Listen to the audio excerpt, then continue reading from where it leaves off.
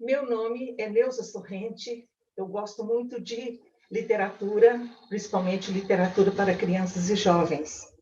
Fui professora há um bom tempo e também sou autora de aproximadamente 40 títulos para crianças e jovens.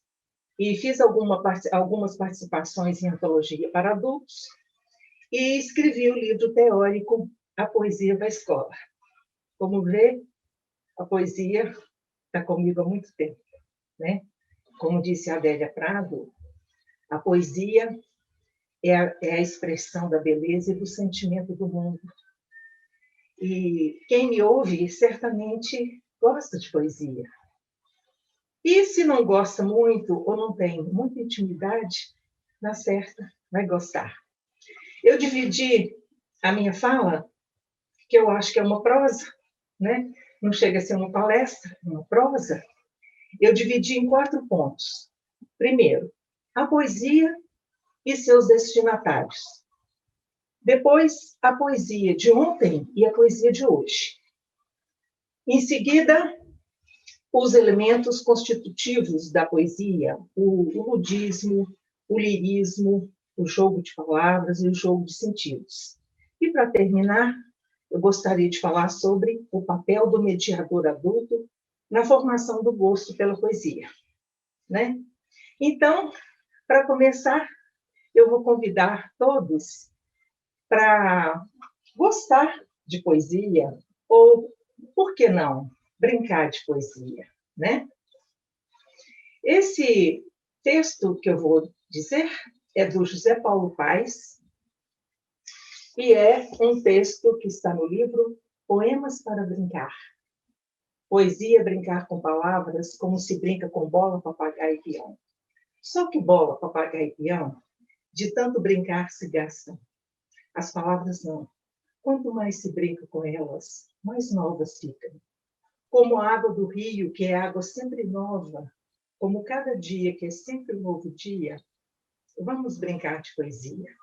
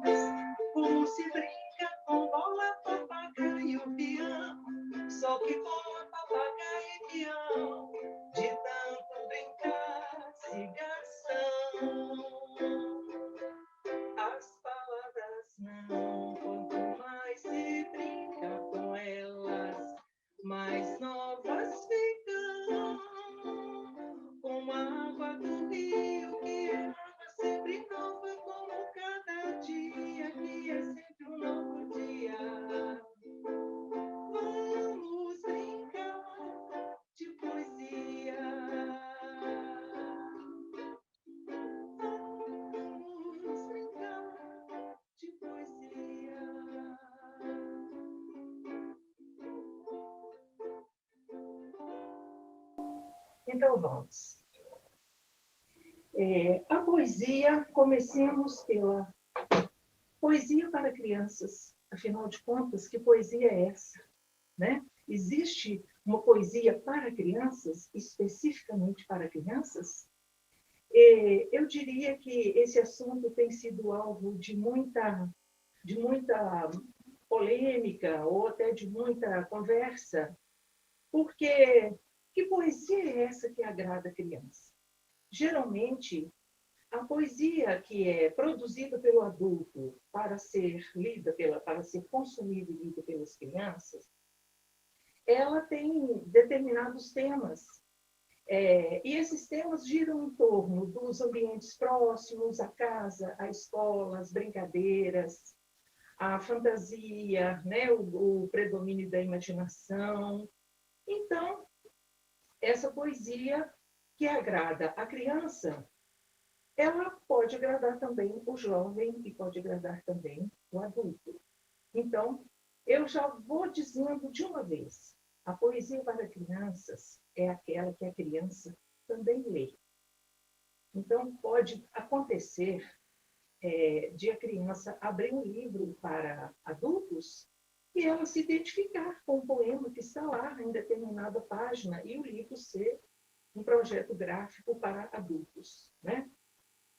Então, essa poesia para crianças é uma poesia que eu acredito que seja necessário que tenha uma grande qualidade, né?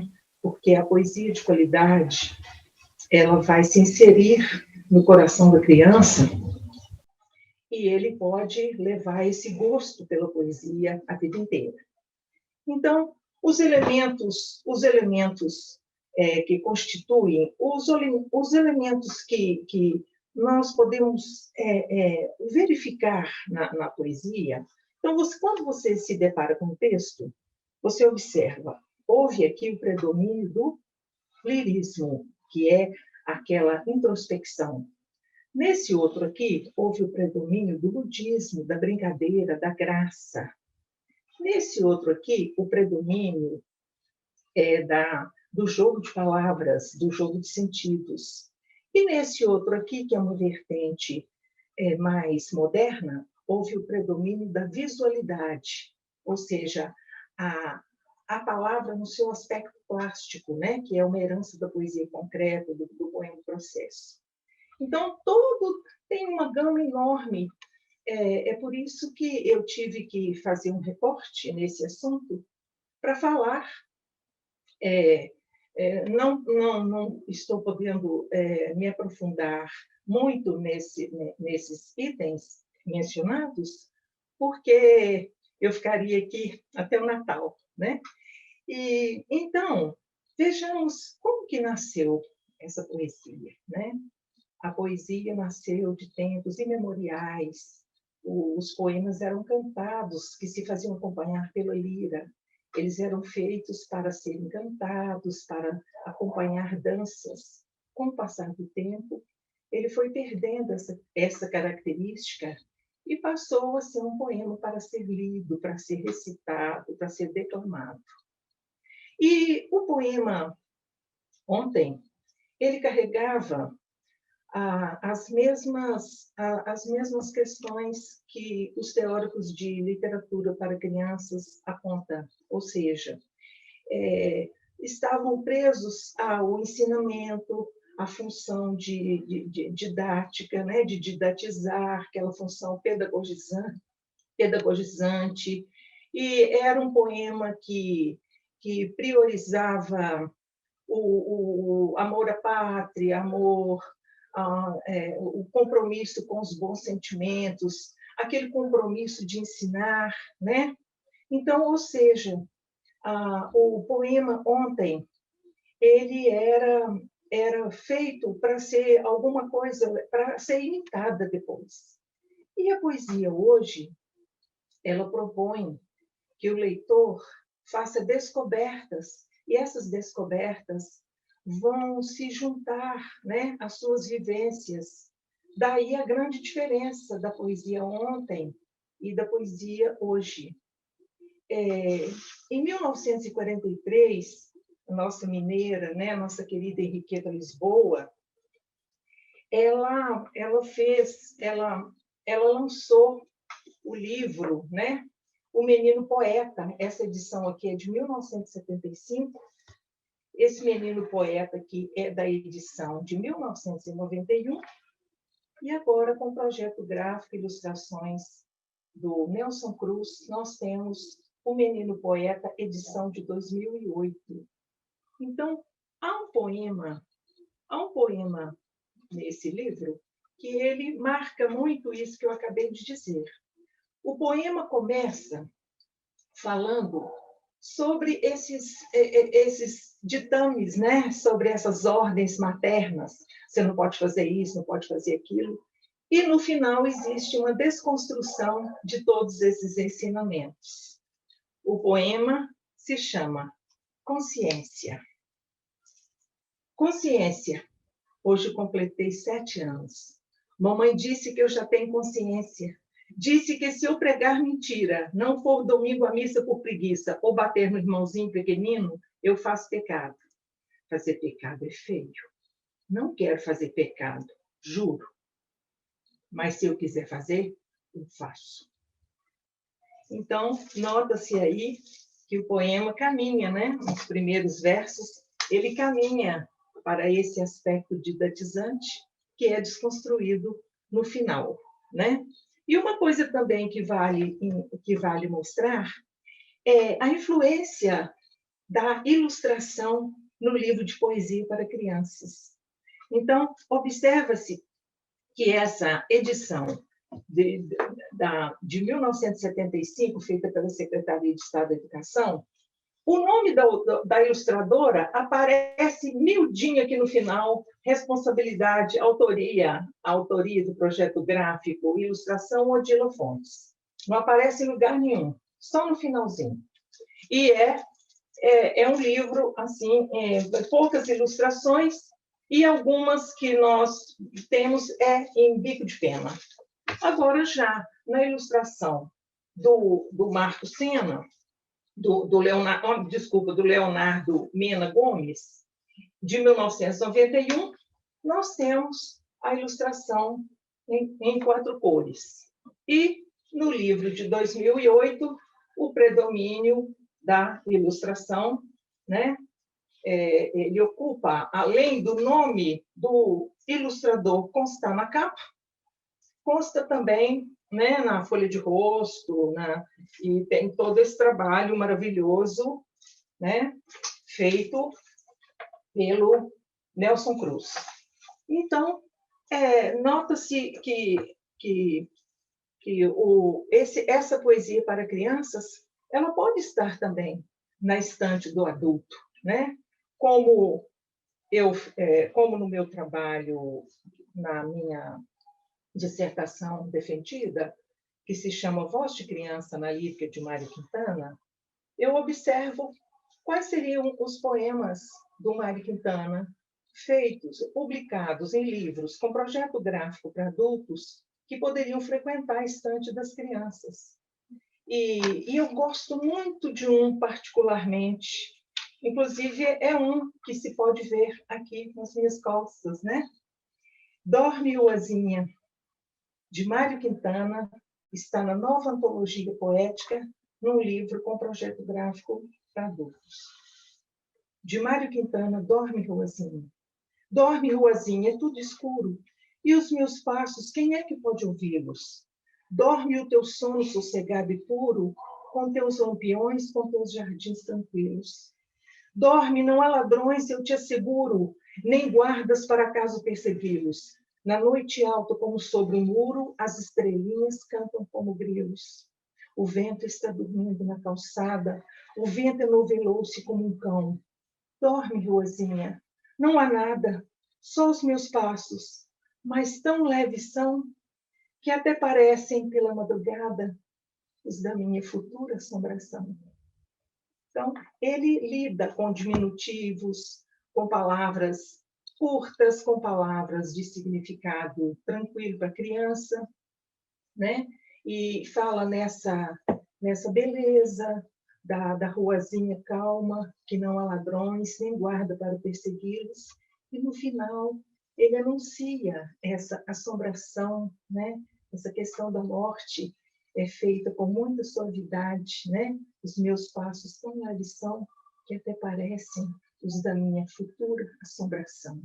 O poema é cheio de reticências, como se o poeta falasse sussurrando em surdina com o leitor, né? Agora, o lirismo, como disse o Léo Cunha, é o livro de poemas mais que pode ser considerado premiável, né? Eu não conheço livro que tenha enfoque no ludismo, que tenha muitos prêmios. Geralmente, o lirismo, é mais premiado. Então, eu vou dar um exemplo de que eu gosto muito de um poema que eu acho muito lírico. É um poema curto do Léo Cunha, Gente Grande.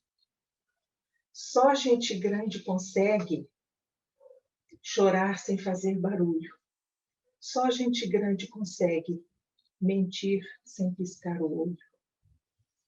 Então, eu gosto muito de poemas curtos, porque eu acho que na prática escolar, no dia a dia da escola, o professor, seja o professor de língua portuguesa, seja o professor de história, de qualquer disciplina, de vez em quando, quem sabe, ele pode levar umas gotas de poesia para o aluno. Então, o poema que se caracteriza pela compreensão de linguagem, né? E com poucas palavras ele fala muita coisa. Ele te leva para um mundo muito particular, né? E é fácil de você levar um poema bonito para a sala de aula, é fácil para o pai levar, né, esse poema para o pai ou a mãe, mostrar para o filho, para uma criança que vai lá brincar com o filho, né? Então, eu acredito que esse olhar carinhoso em relação à poesia é muito importante. Agora, essa questão de jogo, o jogo das palavras também, essa brincadeira com os sentidos das palavras, também é muito interessante, a criança gosta muito. Eu separei um aqui, eu separei um do Elias José, né? Nosso grande Elias José, que agora mora na Via Láctea, está no livro Disque Poesia, Elias José. Sabedoria. O ganso falou para a gansa numa manhã muito mansa: vamos fazer uma poupança. A gente não é criança para tanta gastança. Se a gente gasta a herança com festança e com milança, um dia a gente dança. Então, são brincadeiras sonoras, né? Que muito interessantes. Temos também aqui do Almir Correia, que se chama Ex-Miss. São anúncios amorosos dos bichos. Então, neste anúncio, o eu poético diz assim: Ex-Miss, porquinha esbelta, ex-Miss Bacon, em fase de regime, busca se relacionar com o senhor macaco, honesto, grisalho, e que não fique pulando de galho em galho. Né? Então, esse jogo de palavras, ele pode ser comentado em sala de aula, em casa, né? E um outro elemento muito importante que não se pode esquecer quando se fala de poesia é a questão da musicalidade, né? O poema ele não precisa ter rima, né? Mas pulsação, ritmo, sonoridade, né? Ele precisa ter, né? Existem poetas que eles não priorizam a rima, mas nem por isso o poema deixa de ser agradável, né? Então, é muito importante observar essa questão da musicalidade, do ritmo, né? da sonoridade. Geralmente, os versos de 7 sílabas poéticas são os mais fáceis de serem, por exemplo, cantados, né? Agora, necessariamente, não se precisa cantar o poema na hora de brincar com ele, de declamar, de perceber as sonoridades, ele pode ser lido de uma maneira assim, né? Como se diz, bem musical, né? Eu vou chamar outra vez o José Paulo Paes, tem um poema que se chama O Marujo. Então, eu achei ele a cadência dele é tão interessante, chama-se O Marujo. Marinheiro pequenino bebeu água ao se deitar. Acordou de madrugada, sua cama era o mar. Né? Então, aí ele mistura a musicalidade, ele mistura a sonoridade, ele mistura a rima, e ele mistura esse jogo de palavras para dizer, né? Para dizer algo que acontece muito com as crianças e que costuma colocá-las constrangidas de manhã. Né? E em relação ao mediador em relação ao mediador adulto, eu diria que ele é muito importante nessa aproximação do texto com o leitor. Eu acho que o mediador, seja ele o bibliotecário, o professor, os professores, a própria escola, né?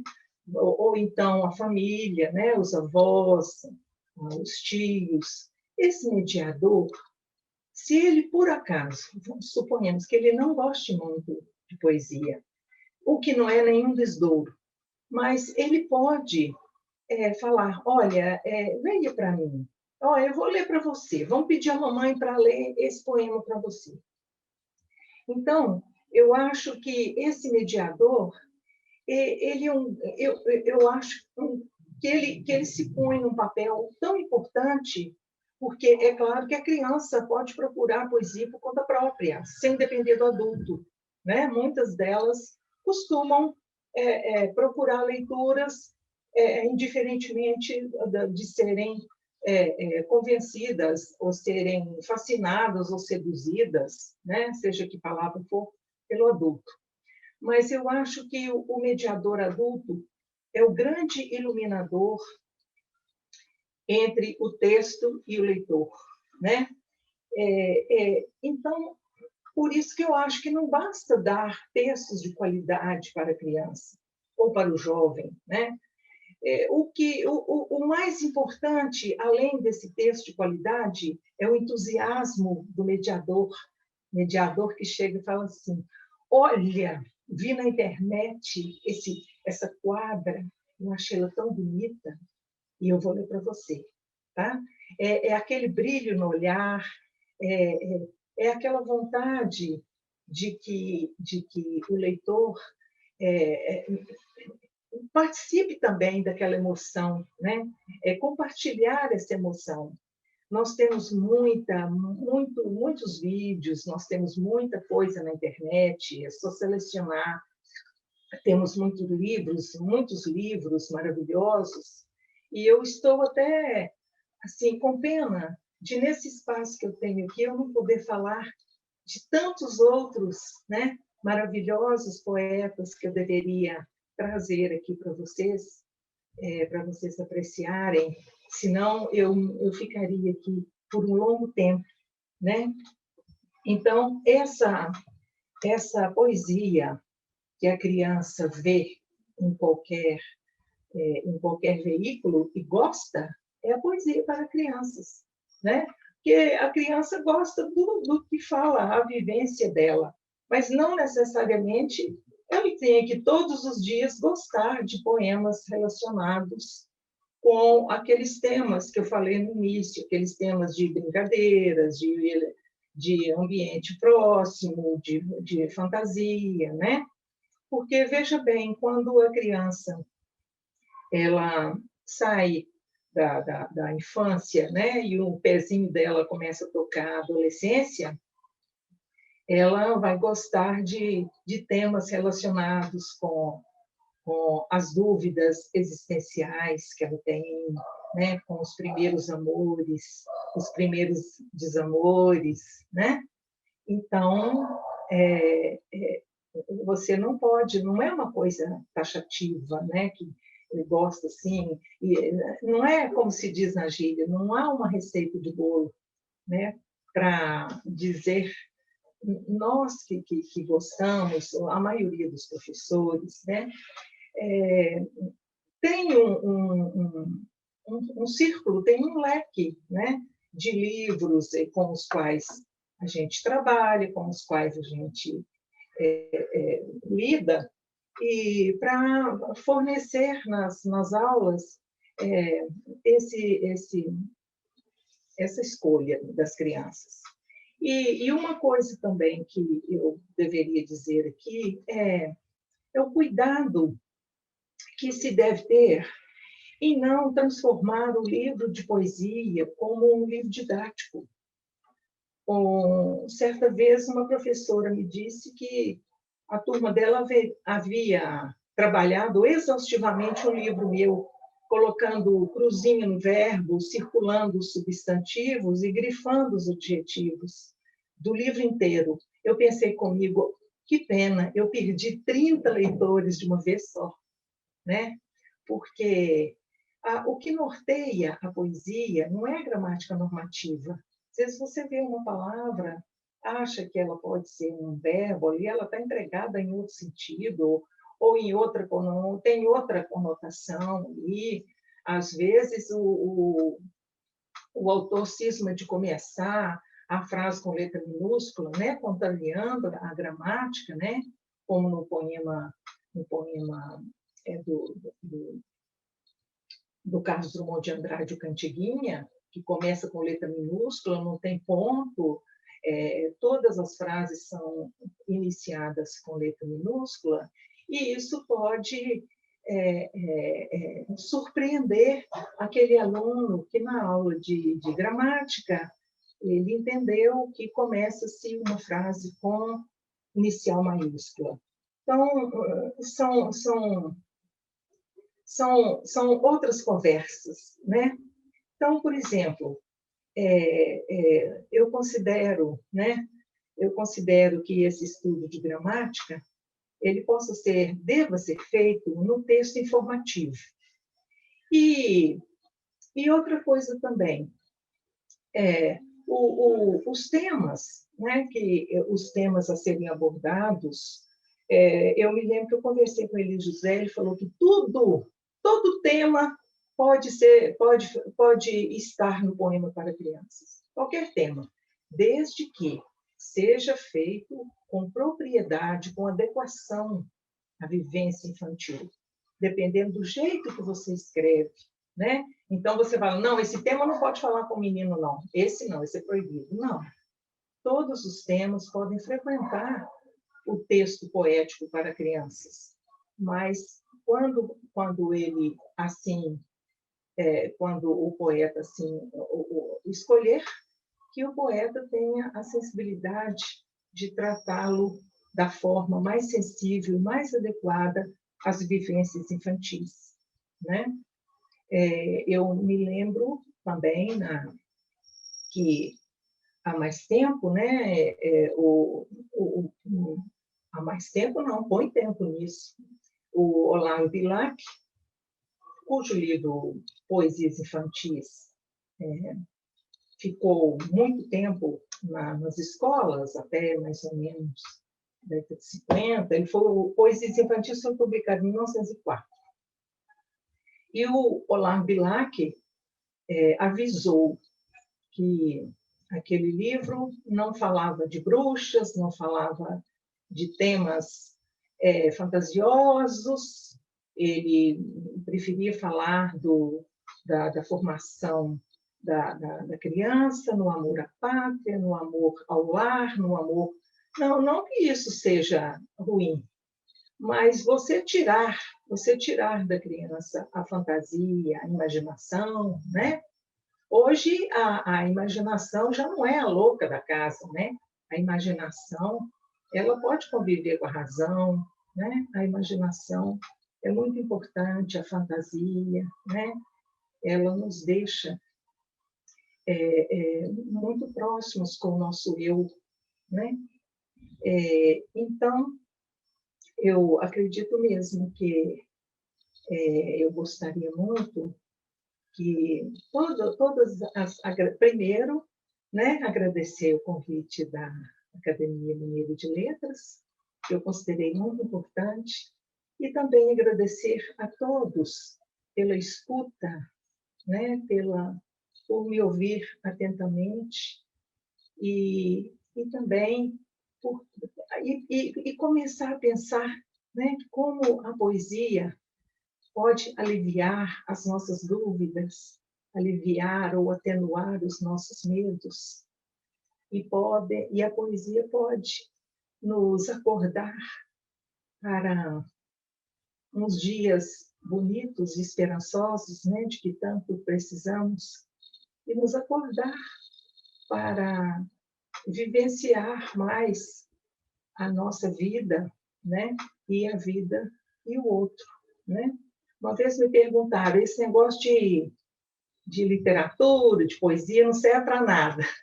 Eu disse assim, olha, tem uma função muito importante, tem duas funções importantes que eu vou falar para você aqui.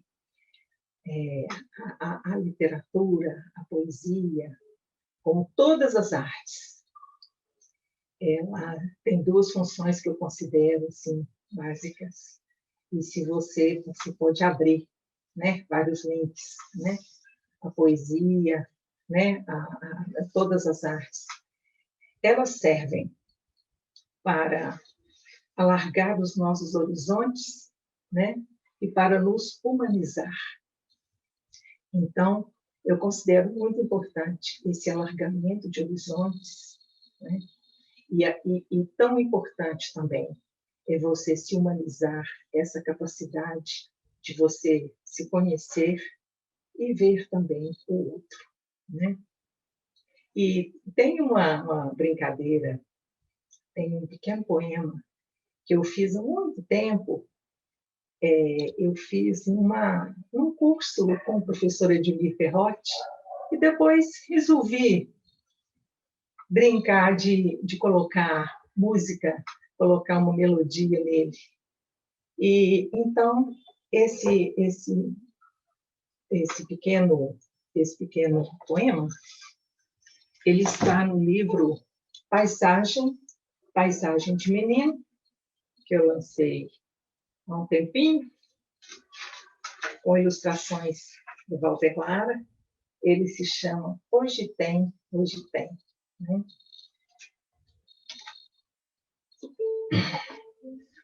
E eu vou pedir emprestado a melodia do nosso querido Luiz Gonzaga e Humberto Teixeira.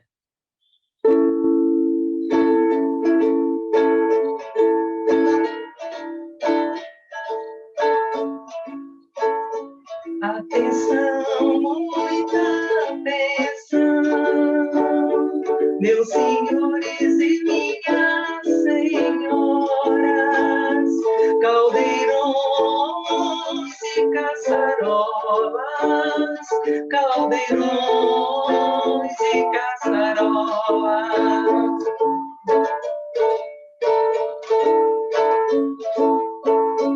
Atenção, muita atenção, tererés e três porquinhos, Cinderela de chapeuzinhos, Cinderela de chapeuzinhos.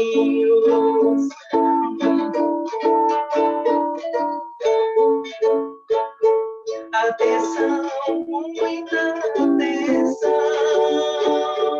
meninada e companhia, hoje estou pra pouca prosa, eu só quero poesia, hoje estou pra pouca prosa, eu só quero poesia. Muito obrigada pelo carinho com que vocês receberam essa prosa sobre poesia para crianças. Obrigada.